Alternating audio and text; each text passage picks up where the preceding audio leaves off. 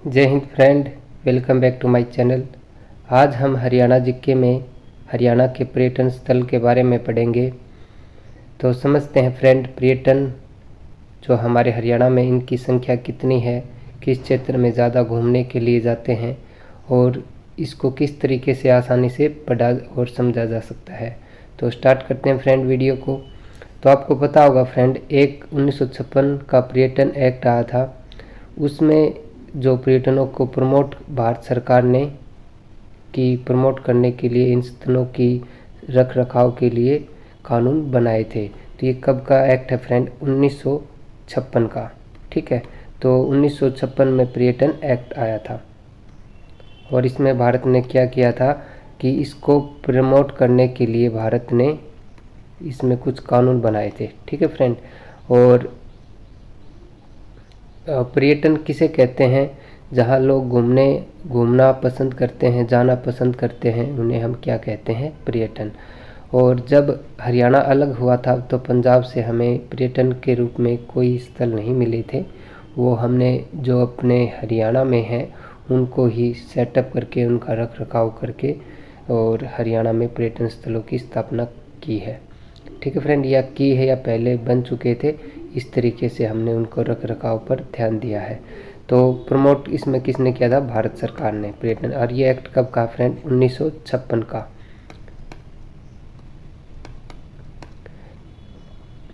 जो पर्यटन स्थल है फ्रेंड, पहले पर्यटन स्थल है वो शिक्षा विभाग के अंदर ही था।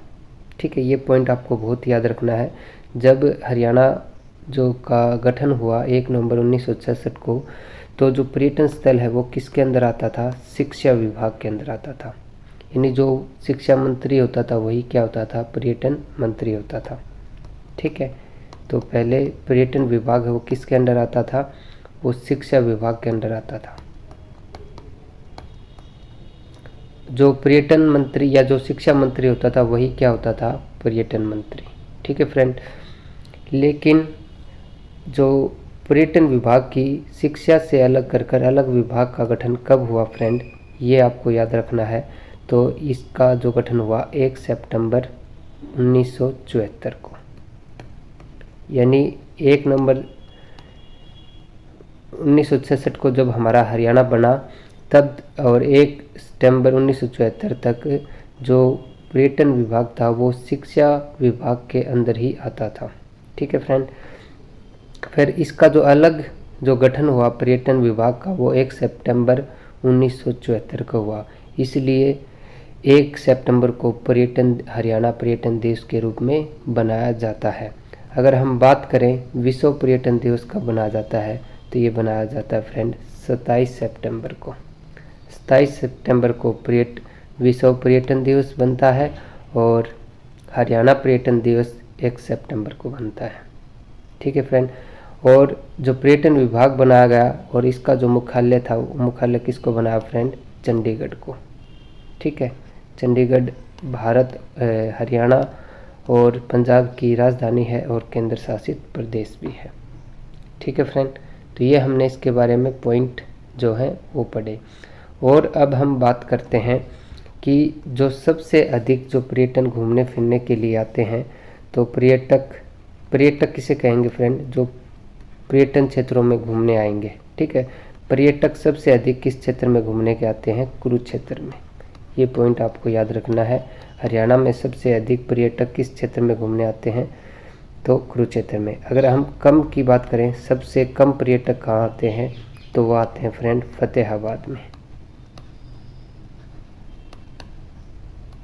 ठीक है फ्रेंड, अब और बात इसमें हम करते हैं कि जो पर्यटन, और आपको एक चीज़ और याद रखनी फ्रेंड, जो लगभग आप 90% ये कर सकते हैं, जो पर्यटक मंत्री बनता है वही शिक्षा मंत्री होता है, जो शिक्षा मंत्री बनता है वही पर्यटक मंत्री बनता है। ठीक है फ्रेंड, अब जो सरकार ने क्या किया है कि होटल उद्योग में प्रवेश किया है। तो होटल उद्योग में जो हरियाणा ने कब प्रवेश किया और होटलों को एक पर्यटक स्थल के रूप में भी विकसित किया, तो ये कब किया फ्रेंड? कब होटल उद्योग में जो पर्यटक, जो हमारा हरियाणा पर्यटन है उसने कब, पर्यटन विभाग ने कब उसमें प्रवेश किया, तो ये आपको याद रखना है। तो होटल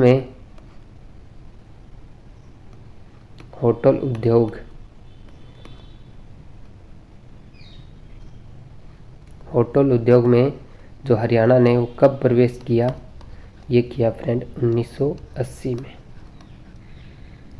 और ये कैसे होते हैं फ्रेंड, सरकारी होटल होते हैं, यानी इसका जो कमाई है वो किसके पास होती है, सरकार के पास। ठीक है, ये आपको याद रखना है। और जो हमारा पर्यटन का आदर्श वाक्य क्या है, ये आपको याद रखना है। आदर्श वाक्य और प्रतीक चिन्ह, ये दोनों आपको याद रखने हैं। आदर्श वाक्य और प्रतीक चिन्ह हमारे पर्यटन का क्या आदर्श वाक्य है और क्या इसका प्रतीक चिन्ह है। तो इसका जो आदर्श वाक्य है फ्रेंड, यह है कम हॉलीडे विद एस, यानी जो छुट्टियों के दिन हमारे साथ बिताओ, आओ, ऐसी आप इसकी हिंदी बना सकते हैं। तो इसका आदर्श वाक्य है कम हॉलीडे, यानी छुट्टियों में हमारे साथ बिताओ। ठीक है, विद एस, इस तरीके की इसकी लाइन जो हमारे हरियाणा पर्यटन का आदर्श वाक्य है। प्रतीक चिन्ह है फ्रेंड, ये है मोर। मोर भी किस तरीके का फ्रेंड, मुड़ा हुआ। उसकी अगर आप चोंच देखेंगे तो नीचे धरती में मुड़ी हुई दिखाई देगी आपको, सीधा खड़ा नहीं होगा, मुड़ा हुआ, इसमें मोर आपको प्रतीक चिन्ह मिलेगा। ठीक है फ्रेंड, तो ये इसके इम्पोर्टेंट चीज़ें हैं। और जैसे मैंने आपको बताया जो होटल उद्योग में प्रवेश किया, तो इसी प्रकार का जो हमारा सरकारी होटल है हरियाणा का, जो वो है हॉर्नबिल एकाकी भवन। तो हॉर्नबिल एकाकी भवन है, ये वैसे है मंसूरी में, लेकिन इसका जो कमाई है या इसका रखरखाव के लिए जिम्मेवारी किसकी है, हरियाणा सरकार की। और हरियाणा का ये अपना होटल है। ठीक है, तो ये एकाकी भवन ये कहाँ है फ्रेंड, मंसूरी में। और इसमें बहुत से पर्यटक घूमने आते हैं और इसकी जो कमाई है इस सब किसके पास है, गवर्नमेंट ऑफ हरियाणा के पास। और यह मंसूरी कहाँ फ्रेंड, हिमाचल प्रदेश में। ठीक है, तो ये पॉइंट आपको क्लियर हो गए होंगे फ्रेंड। और मैं आपको बता दूं जो हरियाणा में जो पर्यटक स्थल हैं उनकी संख्या कितनी फ्रेंड, 43। हम सभी इसमें नहीं पढ़ेंगे, हम जो एग्ज़ाम के व्यू से इम्पोर्टेंट हैं उनमें पढ़ेंगे। अगली वीडियो में फ्रेंड मैं आपको स्टेट वाइज यानी जिला वाइज आपको क्या कराऊंगा, पर्यटन स्थल। ठीक है फ्रेंड, मैं इसमें आपको जिला वाइज नहीं करवाऊंगा, ना इसमें आपको संख्या बताऊंगा। मैं उससे अगली वीडियो एक और बनाऊंगा पर्यटन स्थल पर, जो कि जिला वाइज होगी, जिससे आपको पढ़ने में कोई भी कन्फ्यूजन नहीं होगा। ठीक है फ्रेंड, अब मैं इसमें जो पर्यटन स्थलों को पढ़ाऊंगा वो हम NH या हाईवे पे जो पर्यटन स्थल हैं उनके बारे में पढ़ेंगे, जो धार्मिक हैं उनके बारे में पढ़ेंगे, जो फार्म है पर्यटन स्थल उनके बारे में पढ़ेंगे, जो त्यौहार मेले हैं उनके जो पर्यटन स्थल हैं वो हम इस वीडियो में पढ़ेंगे। ठीक है फ्रेंड, तो इसमें पहले हम पढ़ते हैं जो हाईवे पर पर्यटन स्थल हैं, तो उनके बारे में हम पढ़ेंगे, क्योंकि हाईवे पर इनको विकसित किया गया है ताकि पर्यटकों को आने में आसानी हो और इससे ज़्यादा से ज़्यादा इसका प्रचार हो और ज़्यादा इसमें पर्यटक आएँ और सरकार की इसमें अच्छी आमदनी हो। ठीक है फ्रेंड, तो इसका मेन रीज़न यही है। तो हम उनके जो राजमार्ग जो NH पर हैं, हाईवे पर हैं, उन पर्यटन स्थलों के बारे में पढ़ेंगे। तो हम पढ़ेंगे शुरू में फ्रेंड राजमार्ग पर्यटन,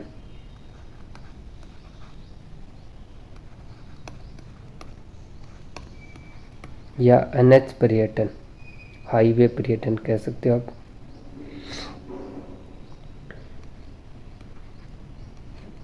ठीक है फ्रेंड, तो इसमें हम देखते हैं पहला आता है फ्रेंड किंगफिशर का।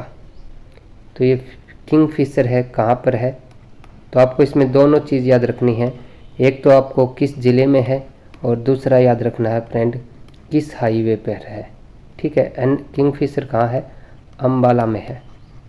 और इस पे अम्बाला आपको पता होगा फ्रेंड कौन से हाईवे पर पड़ता है, NH 44। पहले जो NH1 और NH2 को जोड़कर इसका नया नाम क्या हो गया फ्रेंड, NH44। यही राष्ट्रीय मार्ग जो शेरशाह सूरी ने बनाया था फ्रेंड, जो कोलकाता से कहाँ तक जाता था, कोलकाता से जो पाकिस्तान का पेशावर है वहाँ तक जो राजमार्ग की जो किसने इसका निर्माण करवाया था फ्रेंड, शेरशाह सूरी ने। आज इसको किस नाम से जाना जाता है, NH44। ठीक है, जो भारत में भाग है उसको NH44 के नाम से जाना जाता है, पाकिस्तान में उसका पता नहीं किस नाम से जाना जाता है, हमें सिर्फ भारत के ही बारे में इसमें पढ़ना है। तो NH44। और अगला है फ्रेंड पैराकीट।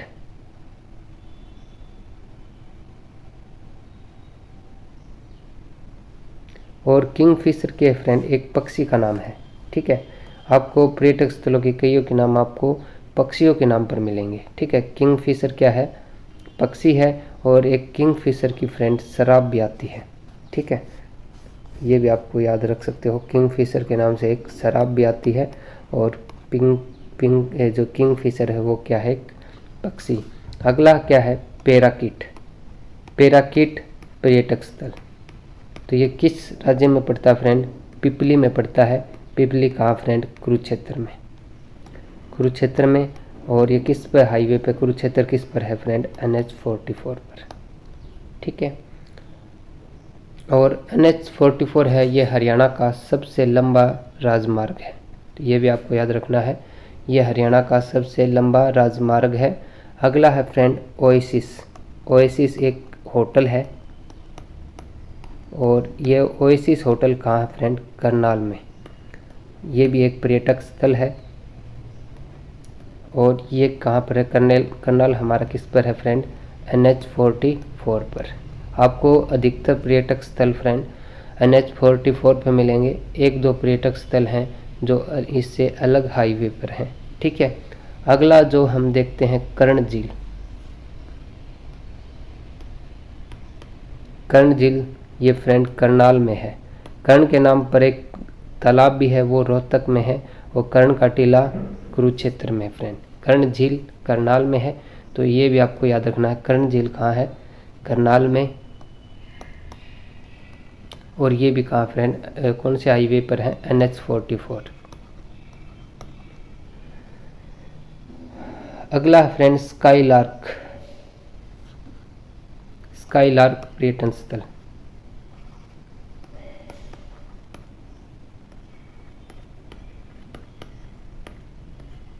स्काईलार्क पर्यटन स्थल है, ये कहाँ पर है, पानीपत में। और ये भी किस हाईवे पर है फ्रेंड, NH44। ठीक है, NH44 पर। फिर है एथनिक इंडिया। एथनिक एक और रहेगा फ्रेंड पानीपत में, वो है फ्रेंड, मैं उसको बारे में बताता हूँ, ब्लूजे। ये भी कहाँ फ्रेंड, पानीपत में। ब्लूजे पर्यटन स्थल ये कहाँ है, पानीपत के समालखा में।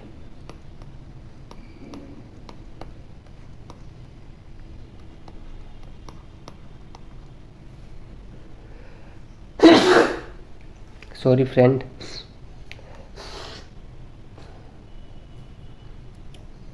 ये जो ब्लूजे है ये कहाँ है, समालखा पानीपत में है। और ये कौन से हाईवे पर है, NH44 पर। ठीक है फ्रेंड, पानीपत में है समालखा।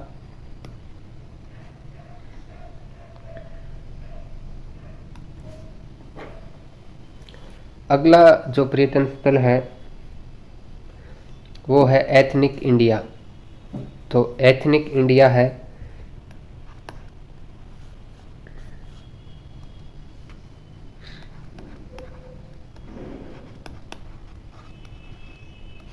एथनिक इंडिया ये कहाँ पर है फ्रेंड, राई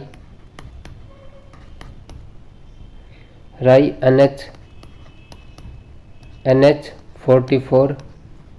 और ये NH44 कहाँ फ्रेंड, सोनीपत में। ठीक है, तो ये भी आपको याद रखना है, एथनिक इंडिया।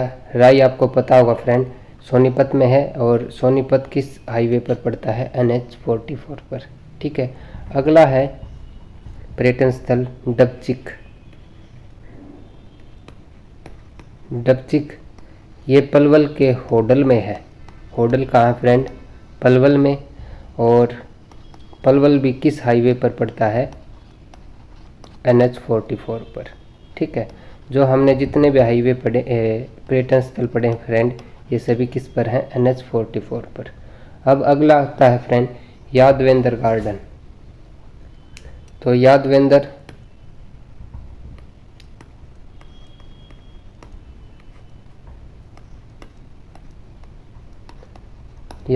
गार्डन ये कहाँ फ्रेंड? पिंजौर में। पिंजौर कहाँ है? पंचकुला में।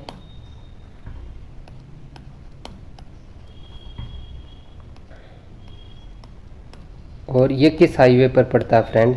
NH5 पर। ठीक है, इसका आपको हाईवे याद रखना है। ये किस पर पड़ता है? NH5 पर पड़ता है यादवेंद्र गार्डन। और इसका जो डिज़ाइन तैयार किया था फ्रेंड, इसका औरंगजेब का एक चचेरा भाई है। औरंगजेब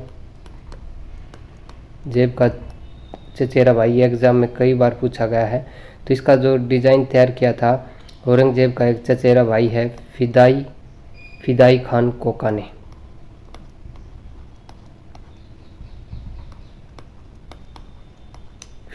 फिदाई खान कोका ने इसका डिज़ाइन तैयार किया था।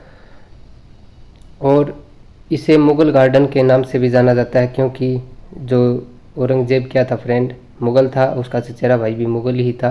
तो इसे किस नाम से जाना जाता है? मुगल गार्डन के नाम से। और ये फिर फ्रेंड मुगलों के बाद रियासत से निकलने के बाद ये किस में आ गया था? पटियाला रियासत में। ठीक है, एक पटियाला रियासत के राजा रहे हैं, उनके पास अमर सिंह के पास चला गया था। अमर सिंह ने इसको खरीद लिया था। और अमर सिंह के एक पुत्र वंशज हुए हैं यादवेंद्र।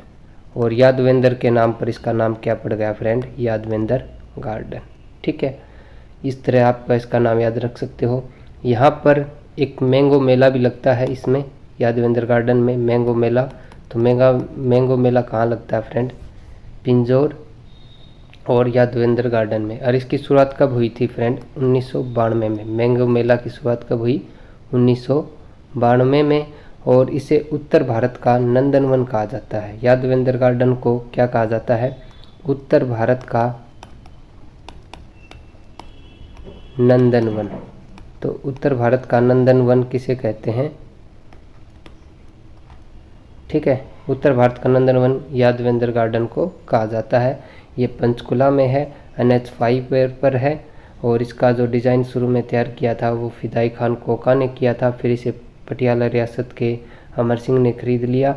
और फिर इसमें जो इसके पुत्र रहे यादवेंद्र, फिर इनके नाम पर इस गार्डन को जाना जाने लगा। और इस पर मैंगो मेले की शुरुआत 1992 में शुरुआत हुई। और इसे उत्तर भारत का नंदनवन कहा जाता है। ठीक है फ्रेंड, ये सभी पॉइंट इसके बारे में आपको नोट कर लेने हैं, क्योंकि इसमें सभी टाइप से इस पर क्वेश्चन पूछे जा रहे हैं। आगे देखते हैं फ्रेंड।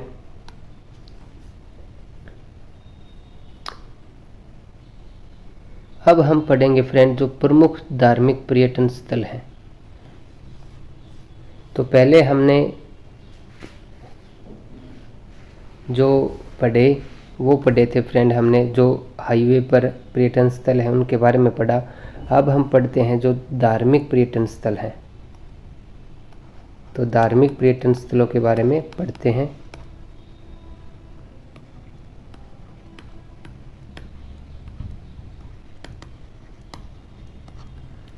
तो धार्मिक पर्यटन स्थल में आता है, पहला नाम आता है नीलकंठ धाम। तो नीलकंठ धाम है, और ये कहाँ फ्रेंड? कुरुक्षेत्र में। नीलकंठ धाम और कहाँ फ्रेंड? कुरुक्षेत्र में। ये क्या है? एक धार्मिक पर्यटन स्थल है। अगला नाम आता है फ्रेंड अंजन धाम। अंजन धाम, और ये कहाँ है? पेहवा, कुरुक्षेत्र में। और आपको पता होगा पेहवा किसके लिए फेमस था फ्रेंड? घोड़ों के व्यापार के लिए भी प्रसिद्ध था। ठीक है, जब राजा मीर भोज रहे उस टाइम जो पेहवा को घोड़ों के व्यापार के लिए प्रसिद्ध माना जाता था। पेहवा में घोड़ों का मेला भी लगता था। अगला है फ्रेंड फल्गु मेला। जो फल्गु मेला है उसको भी हरियाणा सरकार ने जो पर्यटन स्थल के रूप में मान्यता दे रखी है। तो फल्गु मेला तो ये कहाँ लगता है फ्रेंड? फरल गांव में लगता है, और फरल कहाँ है? कैथल में। धार्मिक मेला है तो इसलिए इसे क्या कहेंगे? धार्मिक पर्यटन स्थल। अगला है जटायु यात्रिका। जटायु यात्रिका। जटायु क्या है फ्रेंड? एक पक्षी है, और आपको जब नचारखेड़ा अभिलेख पढ़ते हैं तो इसमें किसको दिखाया गया है? तो इसमें भगवान राम, सीता, लक्ष्मण और एक जटायु पक्षी को दिखाया गया है। ठीक है, जब हमने अभिलेख पढ़े थे तो उसमें ये जटायु आया था, ये आपको याद रखना है। तो जटायु यात्रिका ये कहाँ है फ्रेंड? पंचकुला में। ये क्या है? एक धार्मिक स्थान है, तो धार्मिक पर्यटन स्थल। ठीक है, अगला देखते हैं फ्रेंड। ये हमने धार्मिक पर्यटन स्थल थे 4 हैं, उनके बारे में पढ़ा। अब पढ़ते हैं जो फार्म है उनको पर्यटन स्थल की उपाधि दी गई है, तो वो फार्म है उनके बारे में पढ़ते हैं। जो फार्म पर्यटन स्थल,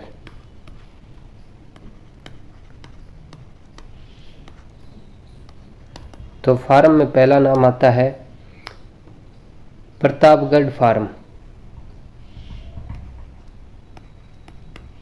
प्रतापगढ़ फार्म, तो ये कहाँ है फ्रेंड? झज्जर में। ठीक है, ये कहाँ है? झज्जर में, और ये हरियाणा संस्कृति का प्रतीक माना जाता है।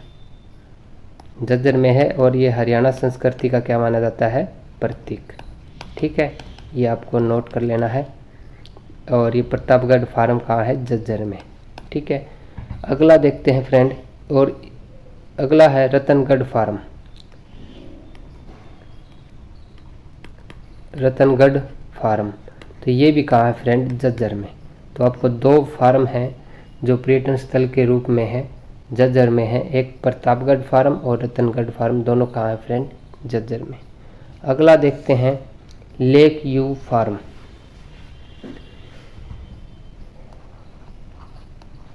लेक व्यू फार्म, तो ये कहाँ है फ्रेंड? ये है करनाल में।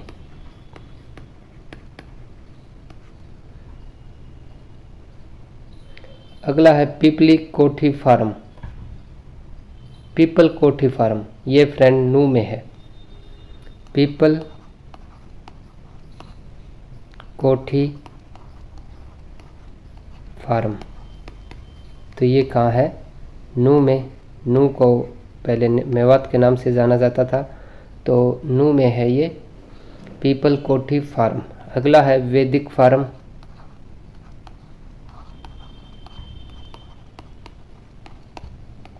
तो वैदिक फार्म है हमारा गुरुग्राम में। वैदिक फार्म है गुरुग्राम में। अगला है MG heritage farm. MG heritage, heritage का मतलब होता है फ्रेंड विरासत। एमजी हेरिटेज फार्म, ये है हिसार में।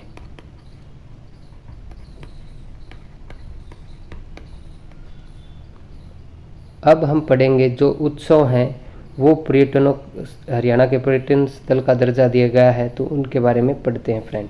तो उत्सव हैं जो कि पर्यटन स्थल के रूप में दर्जा दिया गया है।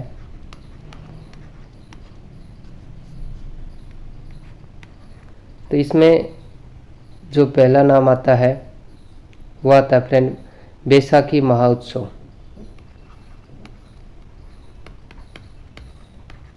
बैसाखी महोत्सव, इसको हरियाणा सरकार ने क्या दर्जा दे रखा है?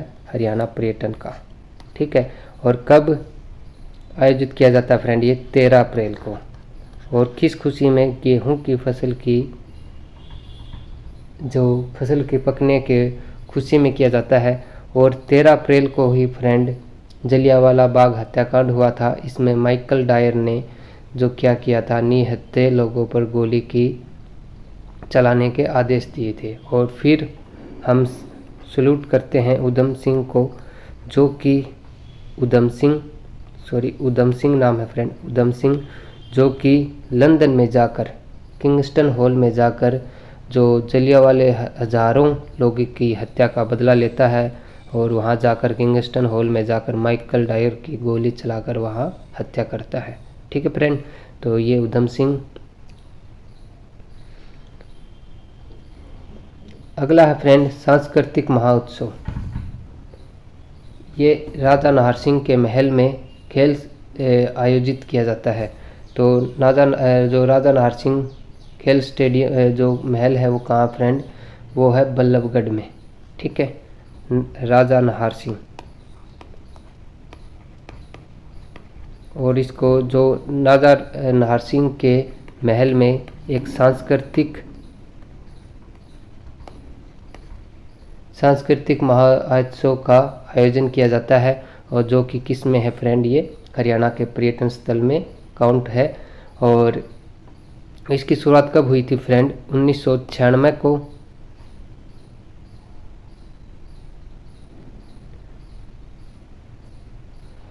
तो बल्लभगढ़ कहाँ है फ्रेंड, फरीदाबाद में। ठीक है, तो बल्लभगढ़ के फरीदाबाद में इस सांस्कृतिक महोत्सव का आयोजन किया जाता है। और एक तीसरा आता है फ्रेंड अंतर्राष्ट्रीय गीता महोत्सव।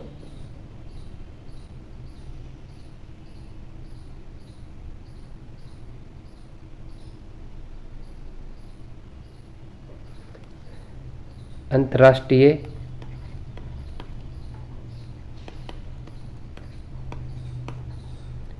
गीता महोत्सव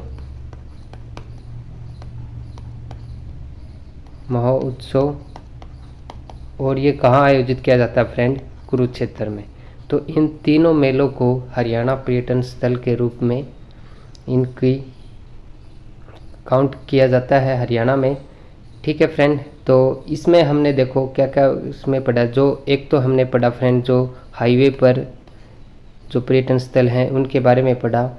एक हमने पढ़ा जो धार्मिक पर्यटन स्थल हैं उनके बारे में पढ़ा। एक हमने जो फार्म है जिन्हें हरियाणा पर्यटन स्थल का दर्जा दिया गया, और एक जो फ्रेंड जो महोत्सव कह सकते हो या उत्सव कह सकते हो जिन्हें किसका दर्जा दिया गया है, हरियाणा पर्यटन स्थल का। ठीक है फ्रेंड, ताकि इनमें बांटने पर हरियाणा पर्यटन स्थल को पढ़ने में आसानी होगी। तो ये वीडियो आपको कैसे लगी कमेंट कर ज़रूर बताएं। और अगली वीडियो फ्रेंड मैं इस पर जिला वाइज जो पर्यटन स्थल हैं उसके बारे में बनाऊंगा, ताकि आपको कोई भी पर्यटन स्थल नहीं छूटे।